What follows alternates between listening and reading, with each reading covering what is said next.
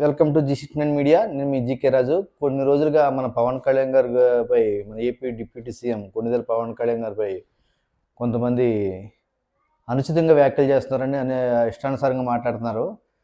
అది అలా విజ్ఞతకు వదిలేస్తున్నారు. ఎందుకంటే పవన్ కళ్యాణ్ గారు మంచితనం అని ఎంతలా ఉంటారో, ఏ ఏరియాకి వెళ్ళినా ఏ ఏరియా ప్రజలు ఎంత బాగా చూస్తారో అందరికీ బాగా తెలిసిన విషయం అన్నది. ఎంత ఆదరిస్తారో ఆయనకి దేశం కాదని ప్రపంచం మొత్తం మీద అభిమానులు ఉన్నారు.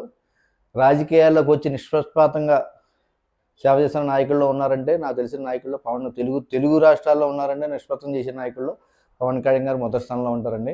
అలాంటి నాయకుడి మీద ఇష్టం వచ్చేట్టు స్వార్థాల కోసం, ఈ గొడ్డల పార్టీ పెట్టే చిచ్చుల కోసం వాళ్ళు నమ్మి వాళ్ళు ఇచ్చే పావలా పేటీఎం బ్యాచ్ తయారయ్యండి.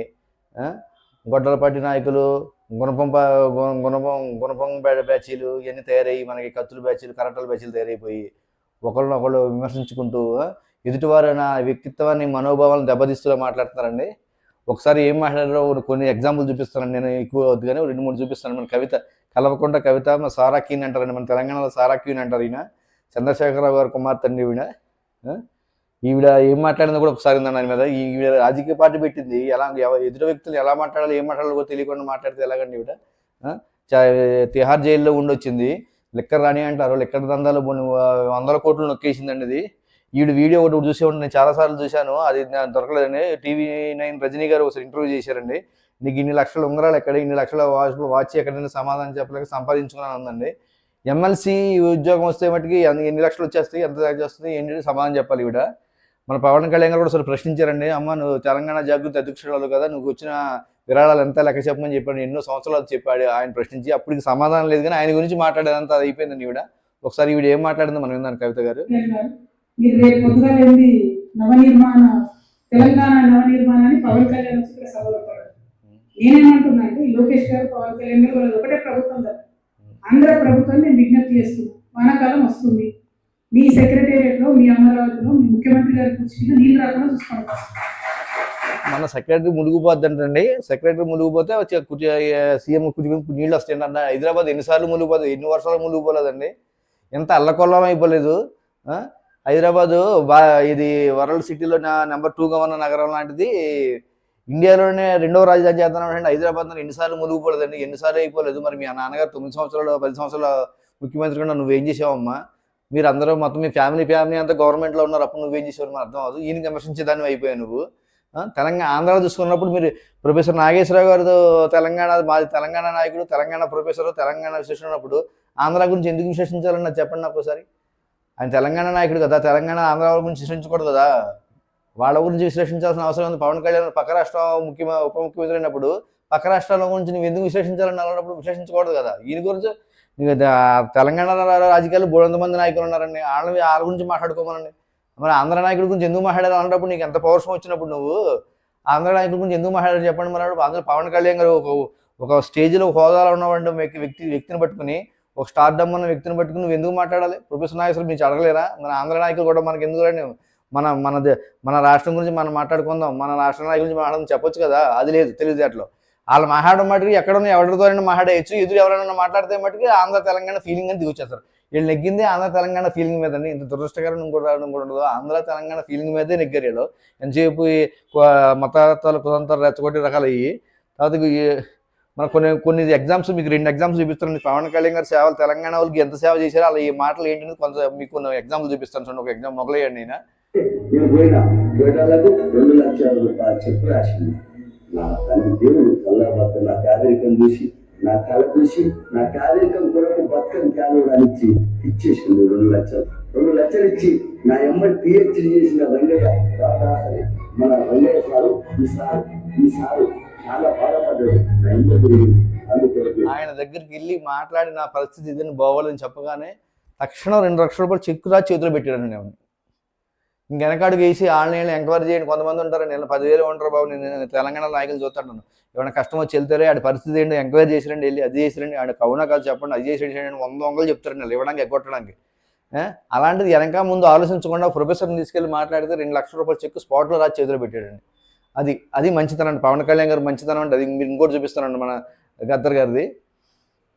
నేను అది రాసుకుంటానమ్మా. పౌరులు ఎప్పుడు రాసుకుంటాడు, అన్నయ్య బాగున్నావా, చల్లగా బతుకుంటాడు. ఏం చెప్తారు? ఎప్పుడైనా పోతే ఎవరి జోబులో చేసి ఎన్ని పైసలు ఉంటే అన్ని తీసుకొని నా జోబులో పెట్టుకుంటా. చాలా ఇష్టం మామూలుగా. ఆయన అంటే అంత ఇలాంటి గద్దర్ని పవన్ కళ్యాణ్ గారి దగ్గరికి వెళ్తే అండి, గద్దరు ఆయన జేబులో చేయబెట్టి అంత సొరవ అనమాట. ఎంతకాలం తను తీసుకోవడం, సరదాగా మాట్లాడడం, అన్నయ్య తమ్ముడు అని కూడా అంత క్లోజ్గా ఉంటారండి. ఇలాంటి గద్దర్ని అమ్మ కవితమ్మ మీ నాన్నగారు ఇది మన ప్రగతి దగ్గర 1 గంట 2 గంటలు నిలబెట్టారు. నేను గంట మన కేసీఆర్ గారు కాంపౌండ్లో కూడా హౌస్ కూడా 2 గంటలు నిలబెట్టారు. 2 గంటలు నిలబెట్టి కనీసం పర్మిషన్ కూడా ఇవ్వలేదండి దీనికి. 2 గంటలు నిలబెట్టి కనీసం సీఎం క్యాంప్ ఆఫీస్ కాడండి, మర్చిపోయింది, సారీ, సీఎం క్యాంప్ ఆఫీస్ కాడ 2 గంటలు 3 గంటలు ఎండలో నిలబెట్టి కూర్చోబెట్టి, కానీ కుర్చీ లేదు, నీడ లేదు, ఏమీ లేదు, కూర్చోబెట్టి లోపలికి ఎంట్రన్స్ కూడా ఇవ్వలేదండి. పర్మిషన్ కూడా ఇవ్వకుండా వెనక అవమానపరిచి పంపితే అది అప్పుడు పెద్ద ఇష్యూ అయింది, అన్నీ అయినాయి. ఇప్పుడు ప్రగతి భవన్ చేశారండి. అంతకుముందు కేసీఆర్ గారిది సీఎం క్యాంప్ ఆఫీస్ ఉండేది, ఇప్పుడు ప్రగతి భవన్ చేశారు. ప్రగతి భవన్ దగ్గర 2 గంటల గురించి నుంచోబెట్టారు. 2-3 గంటలు ఎండలో నుంచి అలా కూర్చుని, సెక్యూరిటీ దగ్గర పోలీసులు కూడా లోపలికి తీసుకెళ్ళలేదు. ఆ బయట పీట మీద కూర్చొని దృశ్యాలు కూడా చాలా ఉన్నాయి, నెట్లో వైరల్ కూడా అయినాయి. అదేంటి పవన్ కళ్యాణ్ గారు అంటే. కొంతమంది మన తెలంగాణలో కొంతమంది మంత్రులు ఉన్నారు, ఎందుకు ఎమ్మెల్యేలు ఉన్నారు, కాంగ్రెస్ ఎమ్మెల్యేలు ఎందుకు ఉంటారో ఏంటో తెలియదు వాళ్ళకి. కనీసం రోడ్లు చక్కగా ఉండవు. రోడ్లు వేయమంటే నేను చెప్తే ఒక రోడ్డు తిరుగుతాను, నేను మేహదీపట్నం గచ్చిబౌలి రోడ్డు తిరుగుతూ ఉంటానండి. గుంతలు పడితే డిస్మెట్లు వేసి పుడుతున్నారండి వీళ్ళు. ఇక ఒక రకంగా చెప్పుకోవాలంటే కేసీఆర్ గారి పాలన బెటర్. రోడ్లు వాటర్ నీళ్లు చాలా పర్ఫెక్ట్గా మెయింటైన్ చేశారు. వాళ్ళు ఎంత సొమ్ములు ఏమైనా చేసుకుని తర్వాత సంగతి గారు అన్నది కేసీఆర్ గారి హయాంలో చాలా బెటర్ అండి. ఎందుకంటే రోడ్ల విషయంలో డ్రైనేజీ వాటర్ పర్ఫెక్ట్గా చేశారండి వాళ్ళు టీఆర్ఎస్ ప్రభుత్వం. అక్కడ కరెంట్ ఒకటి, విద్యుత్ ఒకటి, వాటర్ ఒకటి అండి, ప్లస్ రోడ్లు ఒకటి, ఎలా పర్ఫెక్ట్ చేశారు. ఈ కాంగ్రెస్ దద్దమ్మలు ఉన్నారు కానీ నేను ఎందుకు వేస్ట్ పనిచేసింది, దద్దమ్మగాడు అందరూ ఉన్నారు. అందుకే కాంగ్రెస్ ఏ రాష్ట్రంలో నిలకడగా లేకపోవడం కారణం కాంగ్రెస్ గవర్నమెంట్ అదేనండి. వీళ్ళకి హీరోలు అనుకుంటారు, ఎవరిని ఏమన్నది ఒక హోదాలో ఉండి కొన్ని ఎవడో తొలి వెలుగు రఘు అంటే ఆడేదో పేపర్ కోసం న్యూస్ కోసం ఆడు మాట్లాడనుకోవచ్చు. ఇక్కడ పృథ్వీరాజ్ గారు అంటే ఆడేదో ఫేమస్ అవ్వకూడదు మాట్లాడచ్చు. పాశం యాదగిరి మాట్లాడాడంటే ఏదో సొల్లు చెప్పుకోవడం కోసం మాట్లాడుకోవచ్చు. ప్రొఫెసర్ నాగేశ్వరరావు మాట్లాడాలంటే పేటీఎం బ్యాచ్ డబ్బులు ఇచ్చి డబ్బుల కోసం మాట్లాడారు అనుకోవచ్చు అండి. ఇదంతా పేటీఎం బ్యాచ్ డబ్బుల కోసం ఇచ్చి రూపాయలు పడేసేదైతే చిల్లర టింగ్ అంటే ఫోన్ పేరు గూగుల్ పే మాట్లాడచ్చు. ఇలా నాయకులు అయి ఉండి ప్రత్యక్ష ఎన్నికల్లో నెగ్గి ఎలక్షన్లో నెగ్గి ఇలాంటి ఎదవ మాటలు ఎందుకండి, ఇలా దరిద్రం మాటలు ఎవరి మీద ఏం మాట్లాడని తెలిసి ఉండాలి కదా. మిమ్మల్ని అన్యాయం చేసాడు, మీకు ఏమైనా చేసాడు పవన్ కళ్యాణ్? కొండగట్టుకు 10 కోట్ల పైనే 10 నిధులు తెచ్చి ఇచ్చించినప్పుడు ఎవరో ఒకటి మాట్లాడే మీరు ఎందుకు చేయలేకపోయారు, మీరు ఎందుకు చేయలేకపోయారు, మరి కొండగట్టిన డెవలప్మెంట్ అభివృద్ధి ఎందుకు చేయలేకపోయారు మీరు? ఒకసారి అనిరుద్ధ్ రెడ్డి ఏం మాట్లాడారు చూద్దామండి.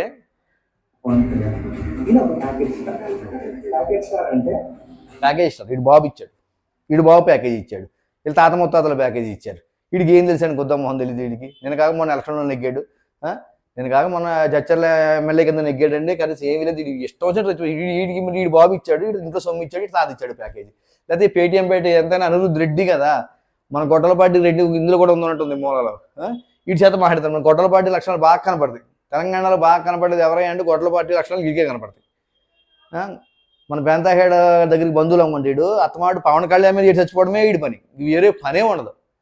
2-3 ఉన్నారని తక్కువ కానీ వీడు అత్తమాడు పాహాడితే ప్యాకేజీ స్టార్, ఆ స్టార్, ఈ స్టార్ అంటాడు. వీడు ఇచ్చాడు స్టార్, వీడిస్తే వచ్చింది స్టార్, లేకపోతే వీళ్ళ బాబితో వచ్చింది స్టార్, వీళ్ళ తాత ముత్తాలతో వచ్చింది స్టార్ అనకూడదు. కానీ ప్రజల హృదయాల్లో ఉన్నాడండి ఆయన ఎత్తి వచ్చింది. కానీ ప్రజల హృదయాలు గెలుచుకున్నాడు, ఎంతోమంది అభిమానులు ఉన్నాడు ఆయన పవన్ కళ్యాణ్. కానీ అసలు ఏం మాట్లాడతారు తెలంగాణ నాయకులు? రోడ్లు చక్కగా ఏంటారు ఆయన మీరు? మీ కాంగ్రెస్ నాయకులు తెలంగాణలో రోడ్లు చక్కగా వేయండి. ఒకటి ఇప్పుడే ప్రెస్ మీట్ పెట్టాడు, ఆడు ఫోటో కూడా వేయడం ఉద్దేశం తీసుకోలేను నేను. పొన్నం ప్రభాకర్ అండి, రెవెన్యూ ఇది ఏదో శాఖ ఉందానికి పొన్నం ప్రభాకర్. కనీసం తనిసే బస్సులు సరిగ్గా ఉండవు, దాంట్లో ఎక్కడికెక్కడికి వెళ్ళిపోయి కాలిపోతుంది. తెలంగాణ నుంచి అన్ని బస్సులు వెళ్తాయి, ఇక్కడికి ఒక చెక్కింగ్లు ఉండవు, ఏముండవు, ఇష్టం వచ్చినట్టు తీసుకెళ్ళిపోతారు. లంచాలు రోజు మరిగి మొత్తం లంచాలు వెళ్ళిపోయి ఇష్టం వచ్చినట్టు చేస్తారు, బస్సులు కాలిపోతారు, జనాలు నాసి తగలబడిపోతారు, అన్నీ అయిపోతాయి. దాని చక్కగా ఉండదు. కానీ రవాణా శాఖ మంత్రి పొన్నం ప్రభాకర్ రవాణా శాఖ మంత్రి, కనీసం రోడ్లు చక్కగా ఉండవు, చక్కగా ఉండవు, కరెక్ట్గా ఏది బోర్డులు కరెక్ట్గా ఉండవు, ఏమి ఉండవు, అన్ని సగం సమర్పయామే అయిపోయింది. మీ కాంగ్రెస్ గవర్నమెంట్ ఎప్పుడైనా సరే ఒకసారి వస్తుంది, రెండోసారి ఎక్కడా రాదు. అందుకనే ఎందుకంటే మీకు ఇలాంటి పిచ్చేస్తారు, ఎవడగాడి హీరో, ఎవడగాడి నేనే డైమండ్ కింగ్లు అనుకుంటారో. అందుకే అలా నాశనం అయిపోతుంది కాంగ్రెస్ సర్కార్. ఉమ్మడి సమిష్టి అంటూ ఏమి ఉండదు. ఇంకా ఈ విషయంలో టీఆర్ఎస్ చాలా బెటర్.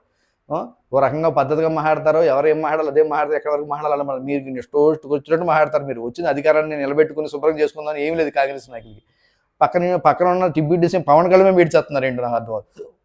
రేపు మీటింగ్ ఉందండి, ఆపేస్తానంటాడు పొన్నం ప్రకారం రెవెన్యూ శాఖ మంత్రి, రవాణా శాఖ మంత్రి సారీ, పవన్ కళ్యాణ్ ఎలా అడుగు పెడతాడో చూస్తాను, ఎలా వస్తాడు చూద్దాం, ఎలా ఏంటి నువ్వు చూసుకో మొత్తం ఎలా వస్తాడు ఎలా మీటింగ్ పెడితే ఎలా వెళ్తాడు చూడు. సింహంలా వస్తాడు, సింహంలా మీటింగ్ పెడతాడు, సింహంలానే వెళ్తాడు పవన్ కళ్యాణ్. ఏమన్నా పిక్కోండి, ఏం చేసుకుంటారు మీది ఏమో తెలంగాణ మీ జాగిరా, మీ బాబు జాగిరా, మీ చుట్టాల జాగిరా, మీ తాత ముత్తాతల జాగిరా, హైదరాబాద్ మీ జాగిరా, మీరు సంపాదించి కట్టారా, మీరు సంపాదించి నిర్మించారా? సమిష్టి కృషి తెలుగు రాష్ట్రాలు సమిష్టి కృషి తెలుగు ప్రధానాలు కలిసి ఉండాలని కోరుకునే వ్యక్తులు మొదలుపెట్టి పవన్ కళ్యాణ్ తెలంగాణ గురించి ఎంత బాగా మాట్లాడతాడు, ఎంత బాగా అంటే ఒక బిట్టే చూపిస్తుంది, ఎంత ఉక్రోషంతో మాట్లాడతాడంటే పవన్ కళ్యాణ్. తెలంగాణ అంటే ఎంత అభిమానం అంటే ఒకసారి మీరు కూర్చొని బిట్టేస్తాను చూడండి మీరు. తెలంగాణకి మీరెవరు అడగడానికి క్షమాపణ చెప్పడానికి మీరు నాకు గురుకులు ఎత్తు ఉన్న ప్రజలు కాగుతున్న యువత కావాలి. తెలంగాణ ఆట పాత్రను ఇక్కడ కూర్చోబెట్టి ఇక్కడ నిలబెట్టింది.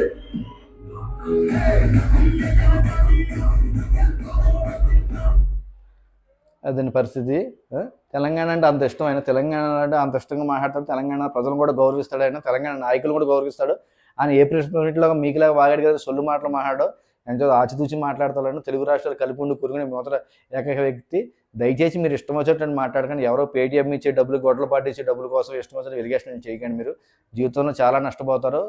పవన్ కళ్యాణ్ గారితో కానీ పవన్ అభిమానులతో కానీ పెట్టుకుంటే మీరు ఇదే చెప్తానండి, మీకు ఆఖరిగా చెప్తాను. ఇష్టం వచ్చేట్టు వంద కదని వాగేత్తం ఏదో చేస్తాం మీరు ఫ్యూచర్లో చాలా బాధపడతారు. మీరు ఆయన అభిమానులతో కానీ ఆయన నాయకులతో కానీ మీరు ఒకటే గుర్తుంచుకుంటున్నానని గుర్తుంచుకోవాలని చెప్తాను నేను ఇదే ఒకటి.